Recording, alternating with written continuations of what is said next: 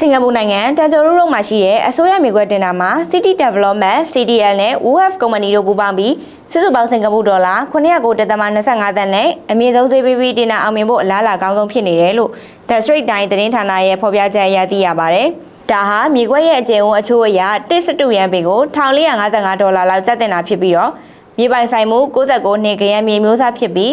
စုစုပေါင်းအစိမ့်မြင့်ပုဂ္ဂလိကနေတိုက်ခန်းပေါင်း925ခန်းလောက်အထိတိစောက်ဖော်ဆောင်သွားနိုင်မှာဖြစ်တယ်လို့သိရပါတယ်။ပြီးခဲ့တဲ့ဖေဖော်ဝါရီလ9ရက်နေ့မှာပိတ်သိမ်းခဲ့တဲ့ဒီတင်တာမှာအဆိုပါမြေကွက်ကိုအရယူနိုင်ဖို့အတွက်ကုမ္ပဏီအဖွဲ့5ဘွဲကအပြိုင်ဆိုင်ဈေးပေးခဲ့ကြတာဖြစ်ပြီးဒီထဲမှာ City Development CDL နဲ့ WOF ကုမ္ပဏီတို့ကအလားအလာကောင်းနေခဲ့တာပါ။ဒုတိယအမြင့်ဆုံးဈေးပေးခဲ့တဲ့အဖွဲ့ကတော့ Sunway MCL နဲ့ Cinemas Land တို့ဖြစ်ပြီးတော့1.2ရန်ပေကို$1419နှုန်းနဲ့ဒေါ်လာ691.89 သန်းပေးသွင်းခဲ့တာဖြစ်ပါတယ်။အနေဆုံးဈေးပေးခဲ့တဲ့ကုမ္ပဏီကတော့ Kingford ဖြစ်ပြီးတော့1.2ရန်ပေကို$1235နှုန်းနဲ့ပဲပေးခဲ့တာဖြစ်ပါတယ်။